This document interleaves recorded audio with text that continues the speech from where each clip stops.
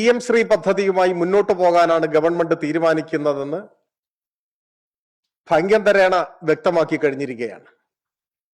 PM Shri പദ്ധതി കേരളത്തിൽ ഇതിനോടകം ഗൗരവമായി ചർച്ച ചെയ്തിട്ടുള്ളതാണ്. തെരഞ്ഞെടുപ്പ് സമയത്തും അതിന്റെ മുൻപും UDFന്റെ നേതാക്കൾ ഊഴമിട്ട് മത്സരിച്ചാണ് PM ശ്രീ പദ്ധതിക്കെതിരായി പ്രസ്താവനകൾ നടത്തിയത്. അധികാരത്തിൽ വന്നാൽ PM ശ്രീ അറബിക്കടലിൽ എറിയും എന്നാണ് ഇപ്പോഴത്തെ തദ്ദേശ മന്ത്രി പ്രസ്താവന പുറപ്പെടുവിച്ചത്. തങ്ങൾ അധികാരത്തിൽ വന്നാൽ PM ശ്രീ പദ്ധതി നിർത്തലാക്കും എന്ന് ശ്രീ PK കുഞ്ഞാലിക്കുട്ടി അസന്നിഗ്ധമായി പറഞ്ഞു. ഇന്നത്തെ മുഖ്യമന്ത്രിയും UDFന്റെ മുഴുവൻ നേതാക്കളും UDF സംഘടനകളുടെ ഭാരവാഹികളുമെല്ലാം PM ശ്രീക്കെതിരായിട്ടുള്ള വലിയ പ്രസ്താവനകൾ നടത്തി. വിദ്യാഭ്യാസ മന്ത്രിയുടെ വീട്ടിലേക്ക് മാർച്ച് നടത്തി. എന്തൊക്കെ നെടുങ്കൻ പ്രസ്താവനകളും കോലാഹലങ്ങളുമാണ് അന്നുണ്ടായത്. അന്നും LDF നയം വ്യക്തമാക്കിയിട്ടുള്ളതാണ്. PM ശ്രീ പദ്ധതി കേരളത്തിൽ നടപ്പാക്കുന്നില്ല എന്ന് MOU നിർത്തിവെക്കണമെന്ന് നവംബർ മാസം 12-ാം തീയതി കേരളം രേഖാമൂലം കേന്ദ്രത്തിന് കത്ത് നൽകിയിട്ടുള്ളതാണ്. സമഗ്ര ശിക്ഷയുടെ ഫണ്ട് മരവിപ്പിച്ച ഘട്ടത്തിൽ PM ശ്രീ പദ്ധതി നടപ്പാക്കാൻ ഉദ്ദേശിച്ചുകൊണ്ടല്ല അന്ന് ഒപ്പുവെച്ചതെന്ന കാര്യവും മന്ത്രി തന്നെ വിശദീകരിച്ചിട്ടുള്ളതുമാണ്. പ്രശ്നം UDF PM ശ്രീ പദ്ധതി അറബിക്കടലിൽ എറിയേണ്ട കാര്യമില്ല. LDF ഗവൺമെന്റ് ഉപേക്ഷിച്ചത്, LDF ഗവൺമെന്റ് നിർത്തിവെച്ചത് പൊടി തട്ടി വീണ്ടും എടുത്ത് തലയിലേറ്റാതിരുന്നാൽ മതി. വലിച്ചെറിയുമെന്ന് പറഞ്ഞവർ എടുത്ത് തലയിൽ വെക്കുന്ന കാഴ്ചയാണ് ഇപ്പോൾ കാണുന്നത്. അതിനെ സാധൂകരിക്കാൻ പച്ചക്കള്ളം ആവർത്തിച്ചുകൊണ്ടിരിക്കുകയാണ്.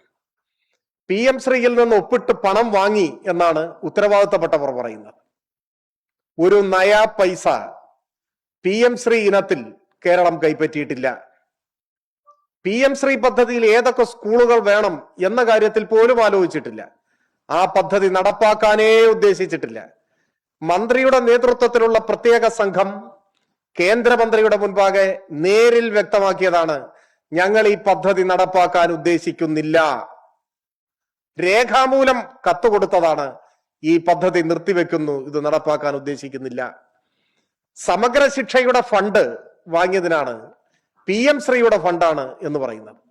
ഇത് രണ്ടും തമ്മിലുള്ള വ്യത്യാസം പോലും ഈ പറയുന്നവർ മനസ്സിലാക്കിയിട്ടില്ല. സമഗ്ര ശിക്ഷയിൽ കേരളം ഉൾപ്പെടെയുള്ള സംസ്ഥാനങ്ങൾക്ക് അർഹതപ്പെട്ട ഫണ്ട് വ്യവസ്ഥാപിതമായി ലഭിക്കേണ്ടതാണ്. എന്നാൽ 2023-24 മുതൽ PM ശ്രീയിൽ ഒപ്പിട്ടില്ല എന്ന കാരണം പറഞ്ഞ് ആ ഫണ്ട് മരവിപ്പിക്കുകയാണ് ചെയ്തത്. അതാണ് പ്രശ്നം. ഒരു ഘട്ടത്തിൽ ആ ഫണ്ടിൽ കുടിശ്ശികയുണ്ടായിരുന്നത് സ്കൂൾ യൂണിഫോം, അതുപോലെ തന്നെ പാഠപുസ്തകം, ഈ കാര്യങ്ങളെല്ലാം വിതരണം ചെയ്തതിൽ വിദ്യാഭ്യാസ നിയമപ്രകാരം, വിദ്യാഭ്യാസ അവകാശ നിയമപ്രകാരം കേന്ദ്രത്തിന്റെ വിഹിതം തരണം എന്ന ആവശ്യത്തിൽ സമഗ്ര ശിക്ഷയുടെ ഒരു ഗഡു അനുവദിച്ചതിനെയാണ് PM ശ്രീ ഫണ്ട് എന്ന് കളവായി ചിലർ പറഞ്ഞുകൊണ്ടിരിക്കുന്നത്. PM ശ്രീ പദ്ധതി കേരളം നടപ്പാക്കാൻ ഉദ്ദേശിക്കാത്ത പദ്ധതിയാണ്, ഉപേക്ഷിച്ച പദ്ധതിയാണ്. MOU നിർത്തലാക്കണമെന്ന് സർക്കാർ ഔപചാരികമായി കേന്ദ്രത്തെ അറിയിച്ചതാണ്, രേഖാമൂലവും നേരിട്ടും അറിയിച്ചതാണ്. നിലവിൽ അങ്ങനെ ഒരു പദ്ധതിയില്ല. മണ്ണിട്ട് മൂടിയ ഒരു പദ്ധതിയെ വലിച്ചെറിയും എന്ന് പറഞ്ഞവർ കുഴിമാന്തി എടുത്ത് തലയിലേറ്റിക്കൊണ്ട് നടക്കുന്നതാണ് ഇപ്പോൾ കാണുന്നത്. ഇത് കേരളത്തോടുള്ള വെല്ലുവിളിയാണ്. ഇന്നലെ വരെ പറഞ്ഞ കാര്യങ്ങൾ വിഴുങ്ങുകയാണ്.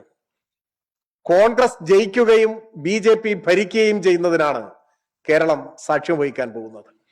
കേരളത്തോട് ഇന്നലെ വരെ പറഞ്ഞ കാര്യങ്ങളുടെ പേരിൽ, ഇന്ന് ചെയ്യുന്ന കാര്യങ്ങളുടെ പേരിൽ കോൺഗ്രസ് നേതൃത്വം, UDF നേതൃത്വം, സർക്കാർ മാപ്പ് പറയേണ്ടതാണ്.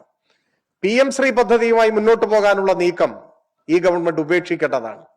ഉത്തരേന്ത്യൻ സംസ്ഥാനങ്ങളെ പോലെ ദേശീയ വിദ്യാഭ്യാസ നയം നടപ്പാക്കുന്നതിന്റെ ഭാഗമായി ഈ പദ്ധതിയുടെ മറവിൽ കേരളത്തിലെ വിദ്യാഭ്യാസ രംഗത്തെയും പൊതുവിദ്യാഭ്യാസ രംഗത്തെയും കാവി ഉടുപ്പിക്കാനാണ് ശ്രമിക്കുന്നതെങ്കിൽ മതനിരപേക്ഷവാദികളായ മലയാളികൾ അത്തരം നീക്കങ്ങളെ ചെറുത്തുതോൽപ്പിക്കും. അതിന് ഇടതുപക്ഷം CPIM നേതൃത്വം കൊടുക്കുകയും ചെയ്യും.